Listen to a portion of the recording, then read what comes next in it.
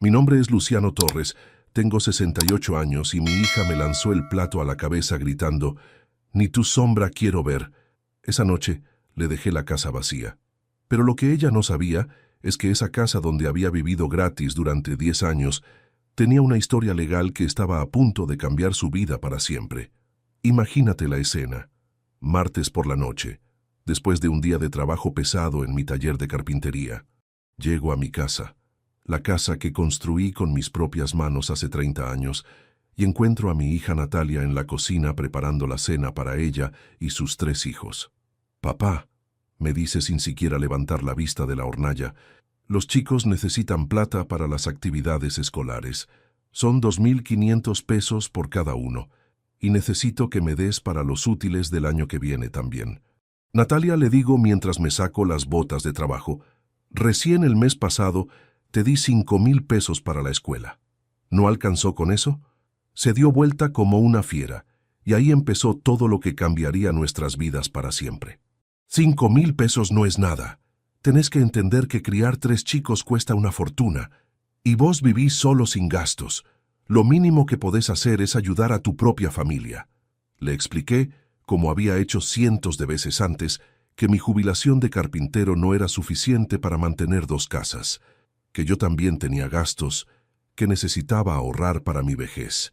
Pero Natalia explotó como nunca antes. «Mentira, vos tenés plata guardada y te haces el pobre. Sos un miserable que no quiere ayudar a sus propios nietos». Y ahí fue cuando agarró el plato con fideos que estaba preparando para ella y me lo tiró directo a la cabeza. «Ni tu sombra quiero ver en esta casa. Estoy harta de vos, de tus excusas, de tu tacañería. Andate de acá y no vuelvas más». El plato se estrelló contra la pared. Los fideos se desparramaron por toda la cocina y mis 3 nietos se quedaron mirando la escena con terror. Esa noche, mientras limpiaba los fideos del piso y lavaba la salsa de tomate de mi camisa, tomé la decisión más importante de mi vida. Si Natalia no quería ver ni mi sombra en esa casa, iba a conseguir exactamente lo que pidió, pero de una manera que jamás imaginó. Al día siguiente, hice una llamada que cambiaría todo para siempre. Una llamada que mi hija nunca pensó que yo tendría el valor de hacer. Una llamada que le iba a enseñar que las palabras tienen consecuencias y que nunca hay que subestimar a un viejo que trabajó toda su vida. Escucha esta historia hasta el final y dime qué harías tú en mi lugar. Cuéntame también desde qué país me estás escuchando, porque lo que viene a continuación va a demostrar que la gratitud no se puede dar por sentada, especialmente cuando se trata de familia. Para que entiendas cómo llegamos a ese punto, tengo que contarte la historia desde el principio. Mi relación con Natalia no siempre fue la de un padre maltratado por una hija malagradecida. Natalia era mi única hija. La crié solo después de que su madre, mi esposa Isabel, muriera en un accidente de tránsito cuando Natalia tenía 15 años. Durante esos años difíciles, Natalia y yo nos apoyamos mutuamente. Ella me ayudaba con las tareas de la casa, yo la ayudaba con los estudios. Trabajé doble turno durante años para pagarle una carrera universitaria. Mientras otros carpinteros de mi edad se jubilaban, yo seguía aceptando trabajos extra para que Natalia pudiera estudiar administración de empresas sin preocuparse por la plata. Cuando se recibió, hice una fiesta en casa e invité a todo el barrio. Estaba tan orgulloso de mi hija, la universitaria, la primera profesional de nuestra familia. Pensé que por fin iba a tener la vida que Isabel y yo habíamos soñado para ella. Natalia consiguió trabajo en una oficina contable y durante un tiempo las cosas fueron bien. Venía a almorzar los domingos, me contaba de su trabajo, de sus planes. Cuando conoció a Esteban, su novio, también me pareció un buen muchacho. Trabajaba como vendedor de autos y parecía quererla de verdad. Se casaron cuando Natalia tenía 28 años. Una boda linda en el salón del club del barrio que yo pagué completa porque quería que mi hija tuviera el casamiento que se merecía. Gasté todos mis ahorros en esa fiesta, pero estaba feliz de hacerlo. Los problemas empezaron cuando nació Joaquín, su primer hijo. Esteban resultó ser uno de esos hombres que hablan mucho pero trabajan poco. Siempre tenía proyectos grandiosos que nunca se concretaban. Siempre estaba a punto de cerrar el negocio del siglo que nunca llegaba. Mientras tanto, Natalia trabajaba doble turno para mantener la casa y cuidar al bebé.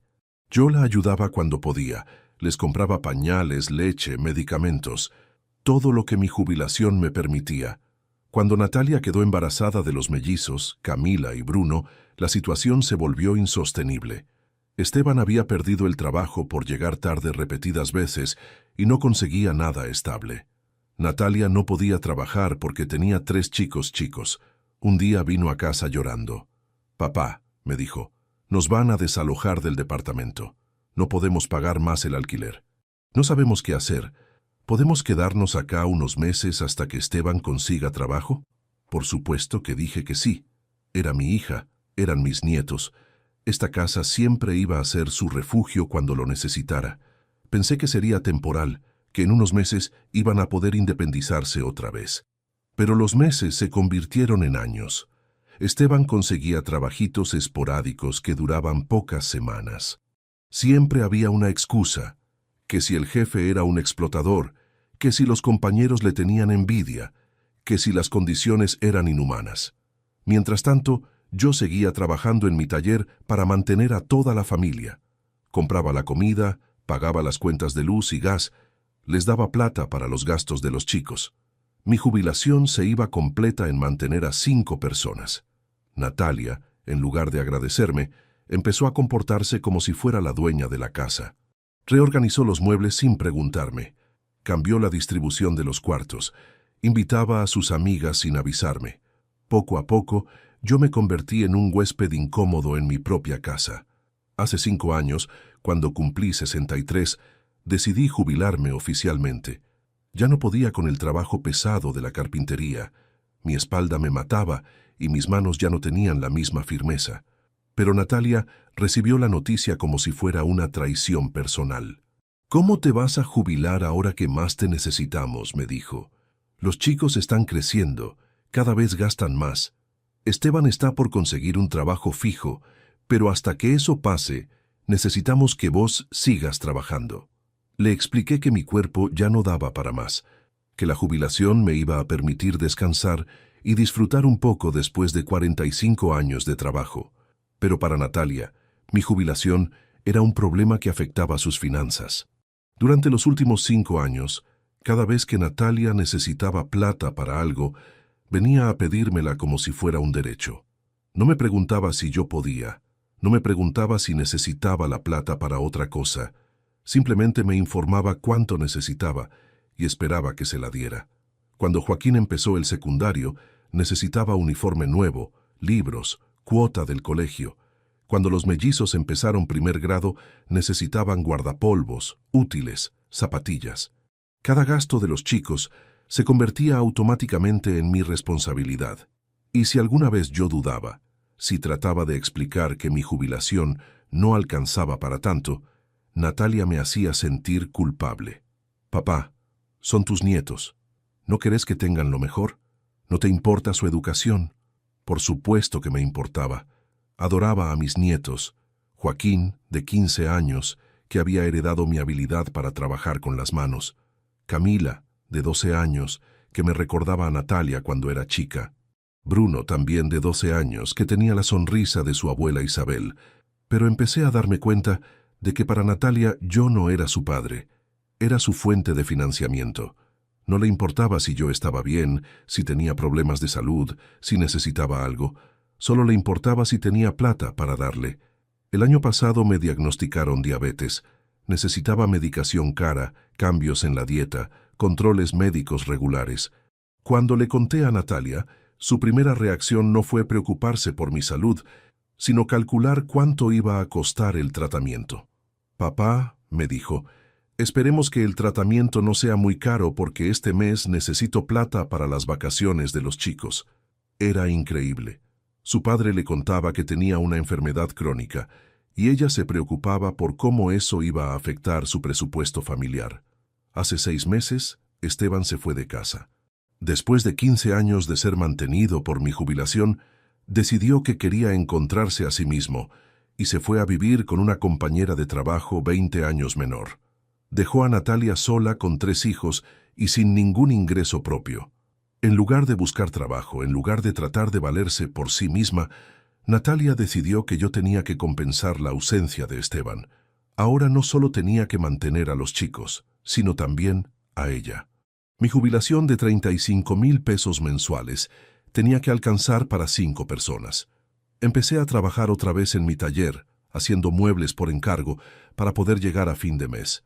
A los 68 años, con diabetes, con dolores de espalda, tenía que volver a trabajar porque mi hija de 43 años no quería conseguir un empleo. Cada vez que le sugería que buscara trabajo, Natalia se enojaba. ¿Quién va a cuidar a los chicos? Vos te haces cargo de llevarlos al colegio, de ayudarlos con las tareas, de cocinarles. Es fácil hablar cuando uno no tiene responsabilidades. Responsabilidades. Como si criar 3 hijos fuera responsabilidad mía y no de ella. Como si yo no hubiera criado una hija trabajando doble turno después de quedar viudo. Como si tener hijos fuera una excusa para no trabajar nunca más. Los últimos meses fueron insoportables.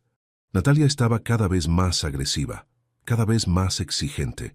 Si yo compraba una marca de fideos en lugar de otra, me gritaba que no entendía las necesidades de los chicos. Si no tenía plata para algún capricho, me acusaba de ser tacaño. Y llegamos al martes de la semana pasada cuando todo explotó. Natalia me pidió 7,500 pesos para actividades escolares y útiles. Yo le expliqué que no tenía esa plata disponible, que necesitaba guardar para mi medicación de la diabetes. Su reacción fue desproporcionada. Me gritó que era un viejo egoísta, que no me importaban mis nietos, que ella se mataba cuidando a los chicos mientras yo vivía como un rey. Y después vino el plato volando y el grito que cambió todo. Ni tu sombra quiero ver en esta casa. Esa noche, mientras limpiaba los fideos del piso, recordé algo que había olvidado durante años de maltrato. Recordé que esa casa era mía, que yo había pagado cada ladrillo, cada ventana, cada baldosa, que el título de propiedad estaba a mi nombre y que nadie, ni siquiera mi hija, tenía derecho a echarme de mi propia casa. Pero también recordé algo más importante. Recordé una conversación que había tenido con mi abogado, el doctor Ruiz, 3 años atrás, cuando Natalia empezó a comportarse como dueña de casa. El doctor Ruiz me había sugerido hacer un contrato de comodato, un documento legal que estableciera claramente que Natalia y su familia podían vivir en mi casa gratuitamente, pero que yo seguía siendo el propietario y que podía revocar el permiso cuando quisiera. En ese momento no le di importancia. Pensé que nunca iba a necesitar un papel para demostrar que era el dueño de mi propia casa, pero ahora entendía que el doctor Ruiz había tenido razón. Sin un contrato claro, Natalia se había apropiado de mi casa sin mi autorización legal. Al día siguiente, miércoles por la mañana, fui directo al estudio del doctor Ruiz. Doctor, le dije, ¿se acuerda de lo que me había sugerido sobre el contrato de comodato? Bueno, creo que llegó el momento de aplicarlo. El doctor Ruiz me explicó la situación legal. Como no había contrato de comodato, técnicamente Natalia y su familia eran ocupantes de hecho de mi propiedad. Yo tenía derecho a pedirles que se fueran, pero tenía que seguir un procedimiento legal específico. Don Luciano, me dijo, usted tiene que darles un preaviso de 30 días para que desalojen voluntariamente. Si no se van en ese plazo, podemos iniciar un juicio de desalojo que va a terminar con una orden judicial.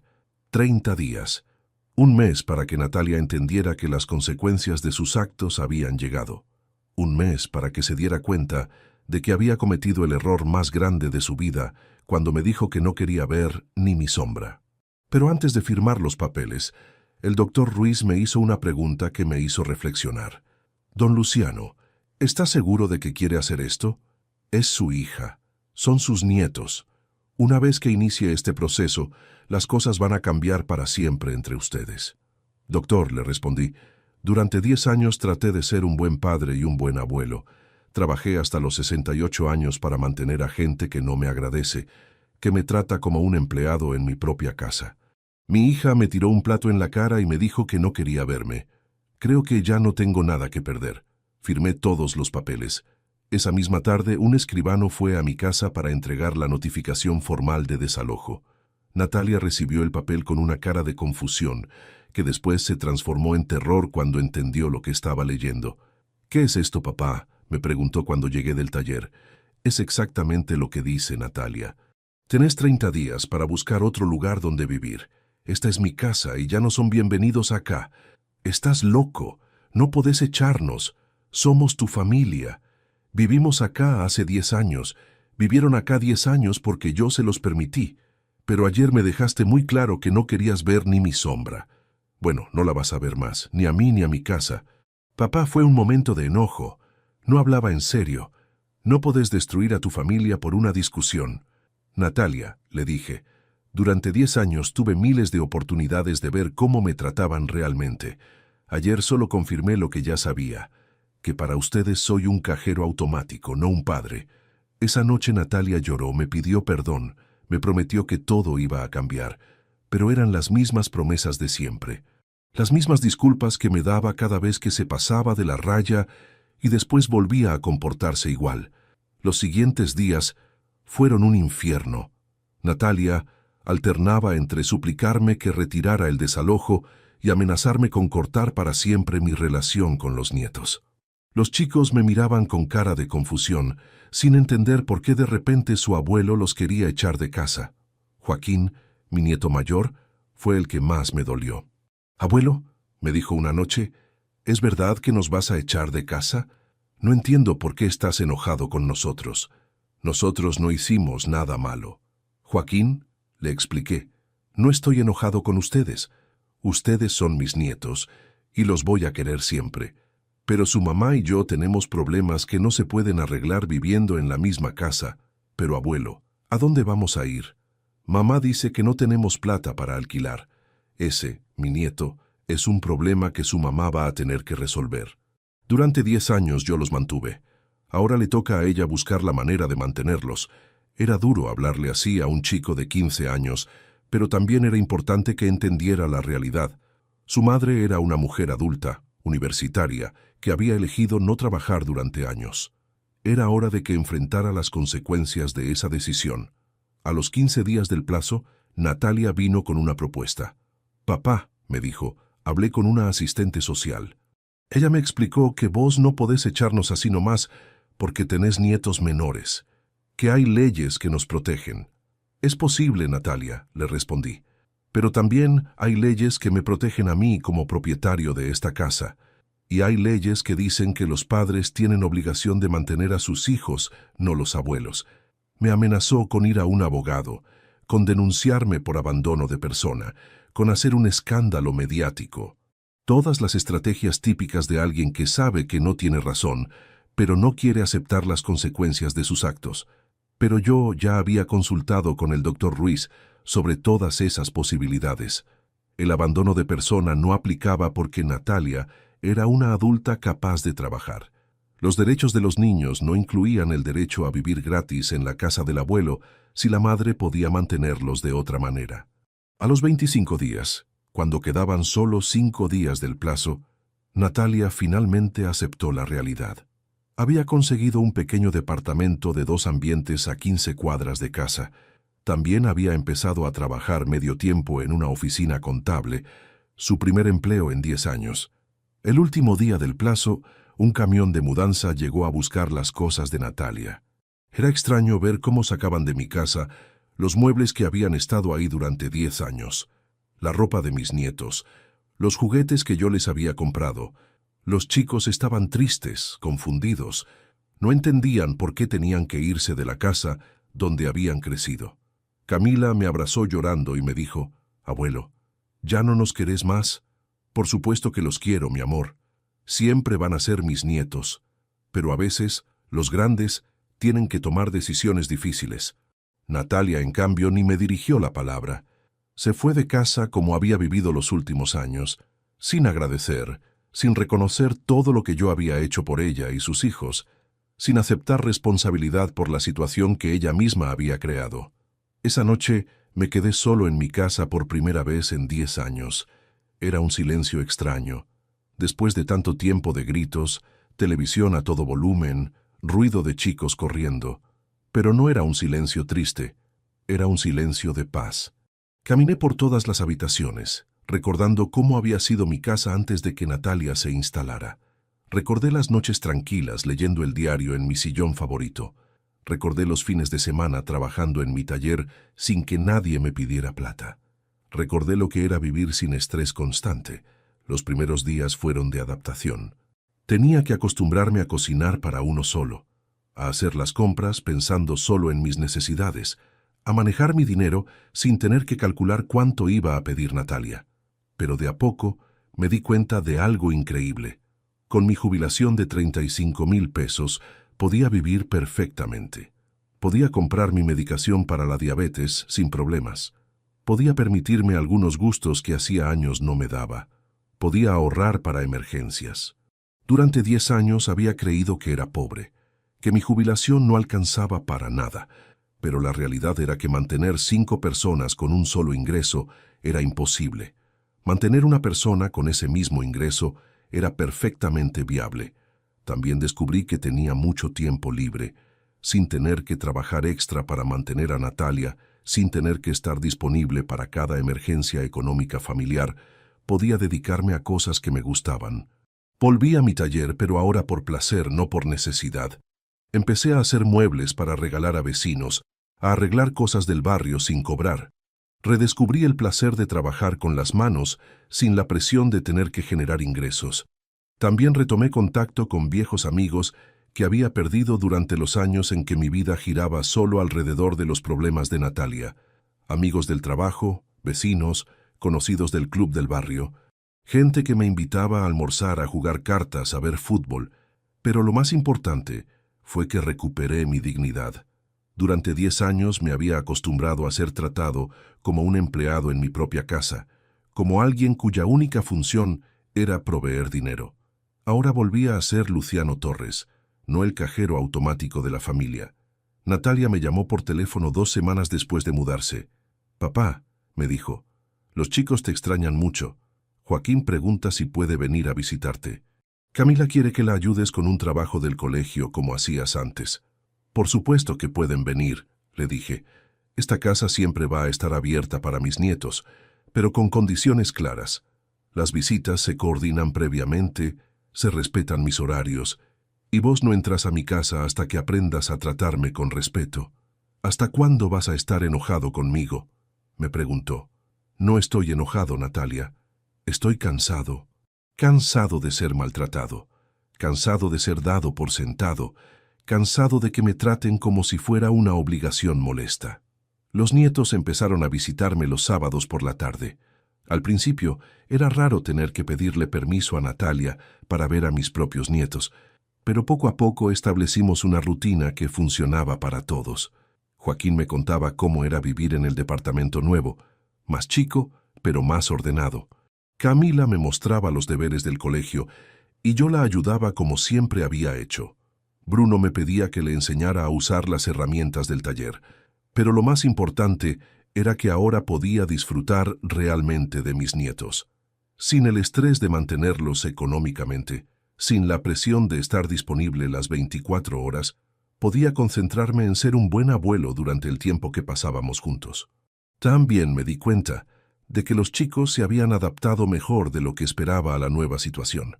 Vivir en un lugar más chico, pero donde su madre trabajaba y se hacía responsable, les había dado más estabilidad emocional que vivir en una casa grande, pero con conflictos constantes. Joaquín incluso me dijo una tarde: «Abuelo, al principio estaba enojado porque nos habías echado de casa, pero ahora entiendo que mamá necesitaba aprender a trabajar. Está más contenta desde que tiene su trabajo, aunque llega cansada».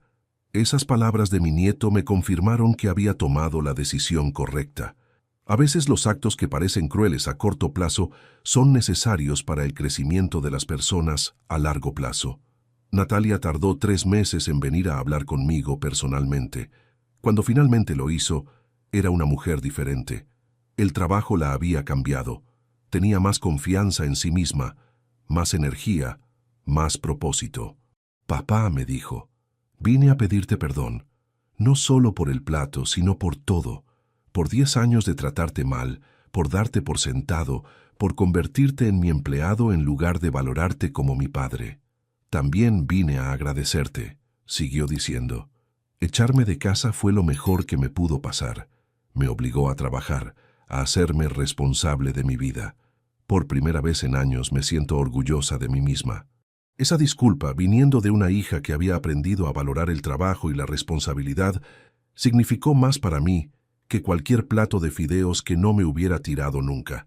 Le dije que la perdonaba, pero que las cosas entre nosotros iban a ser diferentes de ahora en adelante, que iba a seguir siendo su padre y el abuelo de sus hijos, pero con límites claros, con respeto mutuo. Pero reconstruir una relación familiar no es algo que pase de un día para el otro. Durante los meses siguientes, tanto Natalia como yo tuvimos que aprender nuevas maneras de relacionarnos, maneras más sanas, basadas en el respeto mutuo y no en la dependencia económica. Al principio, Natalia venía a visitarme con cierta incomodidad. Se notaba que le costaba estar en la casa donde había vivido durante 10 años, pero ahora como invitada. Me pedía permiso para usar el baño, para servirse un vaso de agua, para sentarse en el sillón donde antes se despatarracaba como si fuera suyo. «Papá», me decía, «me siento rara viniendo de visita a la casa donde crecí. Esta cocina siempre fue mi lugar, este comedor donde desayunaba antes de ir al colegio. Ahora me siento como una extraña». «Es normal que te sientas así», le respondía. «Durante 10 años viviste acá como si fuera tu casa, pero nunca fue tu casa, Natalia. Era mi casa donde vos vivías. Ahora que entendés la diferencia, podemos construir una relación nueva». Los primeros meses fueron tensos. Natalia tenía que trabajar 8 horas diarias, algo a lo que no estaba acostumbrada después de tantos años de no trabajar. Llegaba a casa cansada, tenía que ocuparse de la cena, ayudar a los chicos con las tareas, hacer la limpieza del departamento. Varias veces me llamó quejándose de lo dura que era su nueva vida. «Papá», me decía, «no doy más. Trabajo todo el día, llego a casa y tengo que cocinar, lavar, planchar. Los chicos me reclaman que antes tenía más tiempo para ellos». «¿Y qué esperabas, Natalia?», le preguntaba. «¿Que ibas a poder vivir toda la vida sin trabajar, mantenida por tu padre? Bienvenida al mundo real, donde los adultos trabajan para mantener a sus familias». Esas conversaciones eran duras, pero necesarias. Natalia estaba descubriendo lo que significa ser verdaderamente independiente. Y no era fácil para alguien que había dependido de otros durante tanto tiempo. Pero poco a poco empecé a ver cambios positivos. Natalia se las ingeniaba para organizar mejor su tiempo. Los chicos empezaron a colaborar más en las tareas domésticas. Joaquín aprendió a cocinar platos sencillos. Camila y Bruno se turnaban para lavar los platos. También noté que Natalia estaba más orgullosa de sí misma. Cuando me contaba sobre su trabajo, sobre los problemas que había solucionado en la oficina, sobre el reconocimiento que recibía de sus jefes, se le iluminaba la cara de una manera que no había visto en años. «Papá», me dijo un día, «hoy mi jefe me felicitó por un informe que hice. Me dijo que era muy prolijo y que tenía buenas ideas.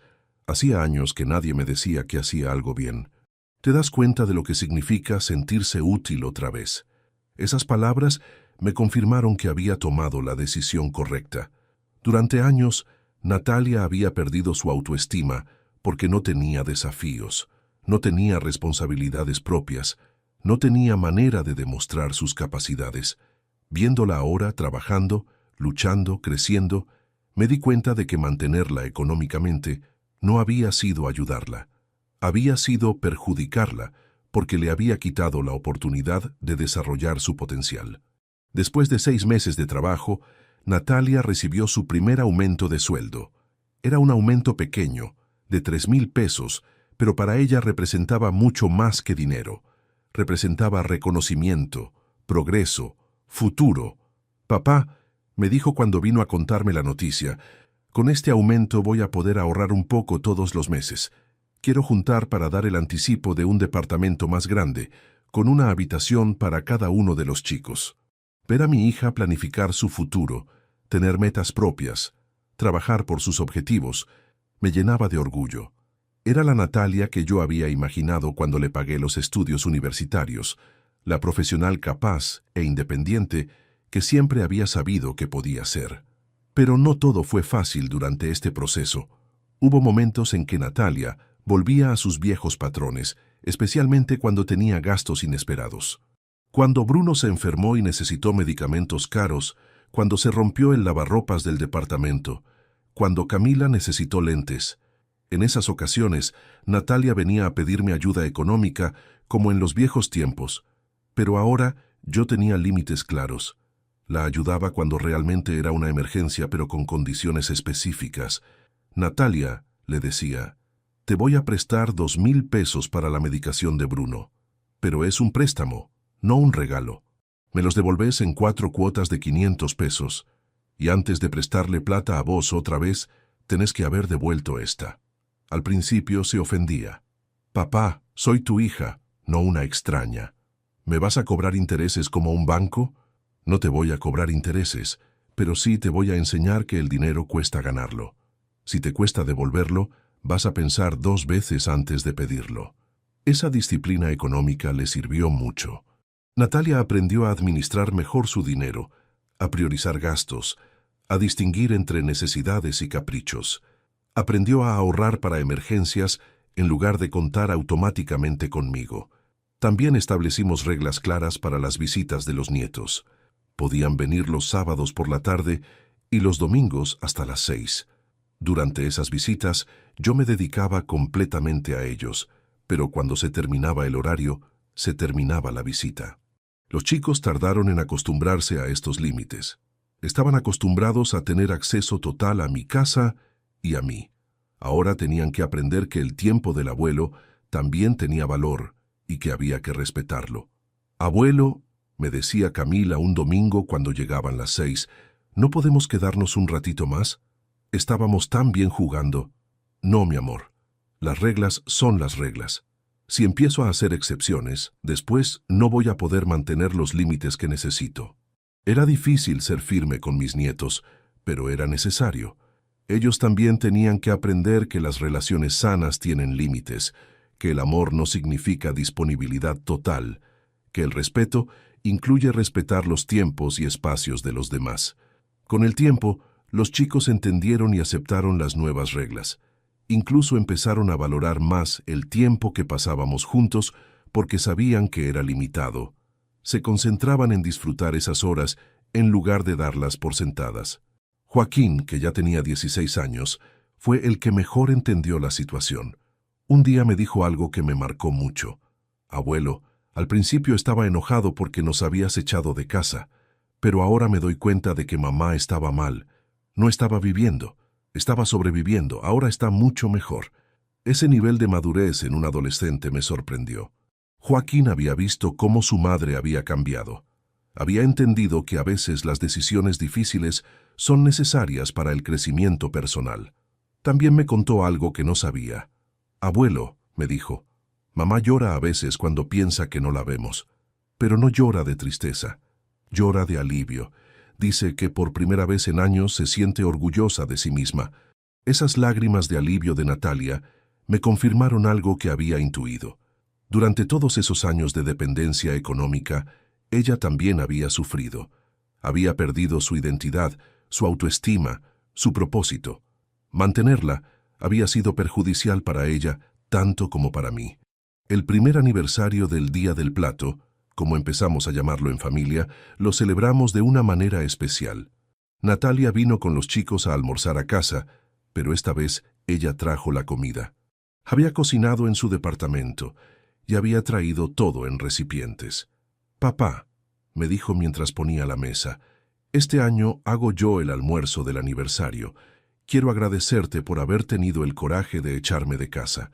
Fue lo mejor que me pudo pasar. Durante ese almuerzo, hablamos abiertamente sobre todo lo que había pasado durante el año. Los miedos, las dificultades, los aprendizajes, los cambios.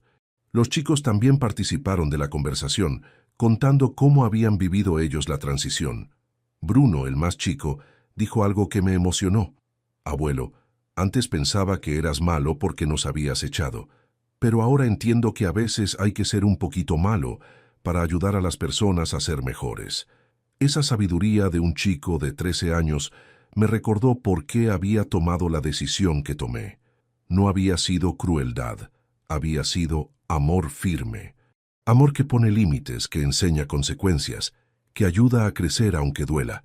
También ese día, Natalia me hizo una propuesta que me sorprendió. Papá, me dijo, ¿te gustaría que almorcemos juntos todos los domingos? Pero esta vez como familia de verdad, no como mantenido y mantenedores. Acepté su propuesta. Desde entonces, todos los domingos almorzamos juntos. A veces cocino yo, a veces cocina ella, a veces pedimos comida. Pero siempre como iguales, como adultos que se respetan, como familia que se elige mutuamente. Durante estos almuerzos familiares, he visto crecer a mis nietos de una manera diferente, sin la tensión económica constante, sin los conflictos por dinero. Nuestras conversaciones son más relajadas, más genuinas. Joaquín me cuenta de sus planes de estudiar ingeniería, de sus primeros trabajos de fin de semana, de su novia nueva. Camila me muestra sus dibujos. Me pide consejos sobre amigas del colegio. Me enseña canciones que aprendió en guitarra. Bruno me ayuda en el taller. Me pregunta sobre herramientas. Sueña con ser carpintero como su abuelo. Pero sobre todo, he visto cambiar a Natalia. La mujer que me tiró un plato hace 1 año y medio era una persona frustrada, dependiente, sin rumbo. La mujer que viene a almorzar todos los domingos es una profesional segura de sí misma, una madre que puede mantener a sus hijos, una hija que valora a su padre. El mes pasado, Natalia consiguió una promoción en el trabajo. La nombraron supervisora de su área, con un aumento significativo de sueldo y la posibilidad de seguir creciendo en la empresa. Cuando vino a contarme la noticia, estaba radiante de felicidad. Papá, me dijo, mi jefe me dijo que soy una de las empleadas más comprometidas que ha tenido, que tengo iniciativa, que resuelvo problemas, que soy confiable. ¿Te das cuenta? Durante 10 años pensé que no servía para nada, y resulta que tengo capacidades que ni yo conocía. Esa promoción de Natalia me llenó de orgullo, no solo por el reconocimiento profesional, sino porque representaba la culminación de su proceso de crecimiento. Había pasado de ser una mujer dependiente a ser una profesional respetada. Con su nuevo sueldo, Natalia pudo mudarse a un departamento de 3 ambientes en un barrio mejor. Los chicos tienen ahora cada uno su habitación. Hay más espacio para estudiar y jugar. Es un hogar propio, ganado con su trabajo, donde ella es la proveedora y la responsable. La semana pasada me invitó a conocer su nuevo departamento. Era la primera vez que visitaba un hogar de Natalia como invitado, no como propietario o mantenedor. Se había decorado con muebles que había comprado con su propio dinero, con objetos que reflejaban su personalidad. «Papá», me dijo mientras me mostraba cada rincón, «este es mi primer hogar de verdad, la primera vez en mi vida que vivo en un lugar que pago yo, que elegí yo, que mantiene yo. No sabes lo que significa esa independencia». Ver a Natalia orgullosa de su hogar, de su trabajo, de su capacidad para mantener a sus hijos, me confirmó una vez más que la decisión de echarla de casa había sido correcta. Había sido dolorosa, había sido difícil, pero había sido necesaria. También me hizo reflexionar sobre algo importante. A veces el amor verdadero requiere decisiones que parecen crueles a corto plazo. A veces ayudar a alguien significa dejar de ayudarlo. A veces salvar a una persona significa obligarla a salvarse a sí misma. Durante todos esos años en que mantuve a Natalia, pensé que estaba siendo un buen padre. Pensé que estaba protegiendo a mi hija y a mis nietos, pero en realidad estaba impidiendo que Natalia desarrollara su potencial. Estaba enseñándole que podía vivir sin trabajar. Estaba privándola de la satisfacción del logro personal. El plato que me tiró aquella noche fue el catalizador que necesitábamos para cambiar una dinámica tóxica que nos estaba destruyendo a todos. Su grito de «Ni tu sombra quiero ver» fue la excusa perfecta para hacer lo que tendría que haber hecho años antes. Hoy, 1 año y medio después de aquella noche cuando limpié fideos del piso de mi cocina, puedo decir que mi relación con Natalia es la mejor que hemos tenido en décadas. Es una relación entre adultos que se respetan, entre padre e hija que se valoran mutuamente, y mis nietos han aprendido lecciones valiosas sobre responsabilidad, trabajo, independencia. Han visto a su madre crecer profesionalmente, Han entendido que el dinero se gana trabajando. Han aprendido que las relaciones sanas tienen límites.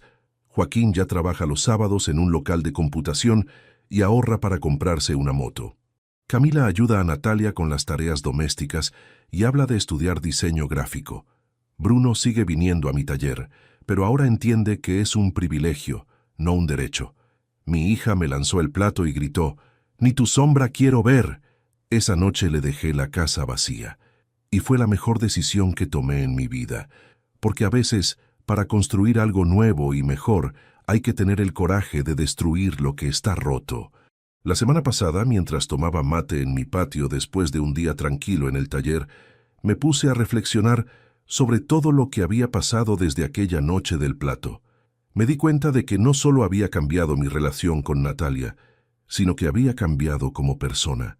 Durante 10 años había vivido en un estado de ansiedad constante, siempre preocupado por llegar a fin de mes, siempre calculando cuánto dinero necesitaría para la próxima emergencia familiar, siempre sintiendo que no era suficiente como padre y abuelo. Esa ansiedad se había vuelto mi estado normal. Ahora, sentado en mi patio, tomando mate sin prisa, sin que nadie me interrumpa pidiendo dinero, me di cuenta de algo fundamental. Había recuperado la paz. Una paz que no tenía desde antes de que Natalia se mudara a mi casa. Es increíble cómo uno se acostumbra al caos, al estrés, a la falta de respeto. Durante años había normalizado ser tratado como un cajero automático en mi propia casa. Había aceptado que mi función en la familia era proveer dinero y callarme la boca. Pero ahora, en el silencio de mi casa ordenada, con mi dinero administrado por mí mismo, con mi tiempo organizado según mis necesidades, entiendo lo que había perdido durante tantos años. Mi propia vida.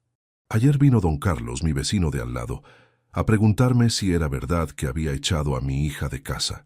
Don Carlos es un hombre de mi edad que ha pasado por situaciones similares con sus propios hijos adultos. Luciano, me dijo mientras tomábamos mate en mi patio, en el barrio se comenta que vos fuiste muy duro con Natalia, que la echaste de casa por una pelea tonta. Mucha gente piensa que un padre no debería hacer eso nunca. Le conté toda la historia a don Carlos, desde el principio hasta el final. Le expliqué los 10 años de abuso, las faltas de respeto, el plato que me tiraron, la decisión de poner límites.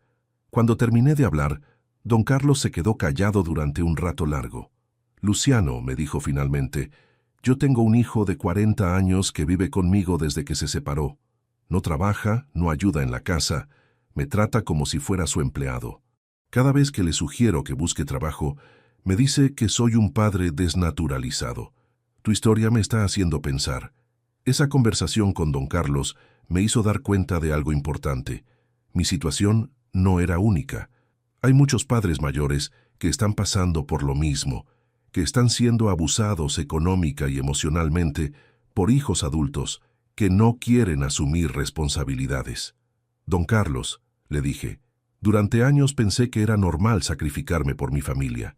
Pensé que ser buen padre significaba darlo todo sin esperar nada a cambio, pero me di cuenta de que estaba confundiendo amor con sometimiento. Hace 2 días recibí una llamada que me sorprendió mucho. Era mi primo Héctor, que vive en otra provincia y con quien no hablaba desde hace años. Había sabido de mi situación a través de familiares en común y quería felicitarme por la decisión que había tomado.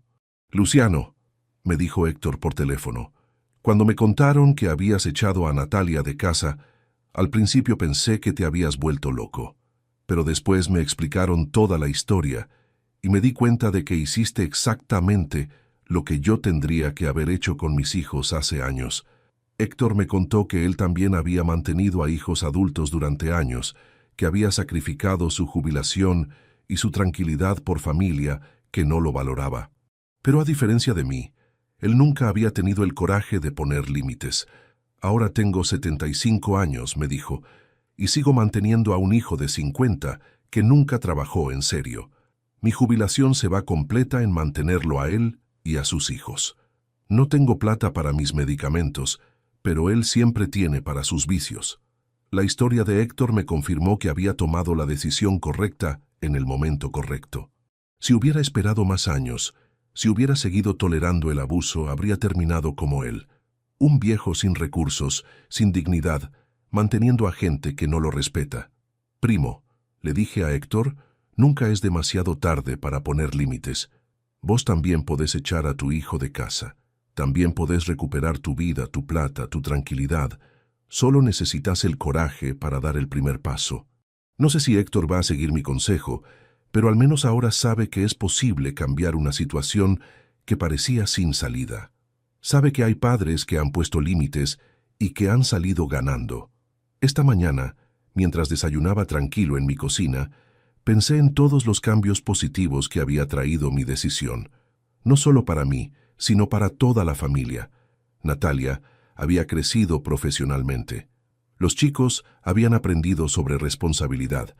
Yo había recuperado mi dignidad. Pero sobre todo, habíamos aprendido a valorarnos mutuamente. Ahora, cuando Natalia viene de visita, es porque quiere estar conmigo, no porque necesita algo de mí. Cuando los chicos vienen a pasar la tarde, es porque disfrutan de mi compañía, no porque están aburridos en su casa. Esa diferencia es fundamental. Durante años mi familia me visitaba por obligación o por interés. Ahora me visitan por elección. Y esa elección libre hace que cada encuentro sea genuino, cada conversación sea auténtica, cada momento juntos sea valorado. Y vos, que me escuchaste hasta acá, quiero que sepas algo importante. Si alguna vez tu familia te trata como si fueras invisible, como si tu única función fuera dar dinero, como si no merecieras respeto, tenés derecho a poner límites, tenés derecho a defenderte, aunque sea doloroso. La familia que te quiere de verdad va a entender esos límites. La familia que solo te usa se va a enojar cuando los pongas.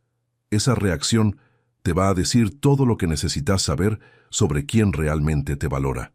Cuéntame si esta historia tuvo sentido para vos y decime desde qué país me estás escuchando, porque al final lo único que realmente importa no es mantener la paz familiar a cualquier precio, sino mantener el respeto propio, cueste lo que cueste.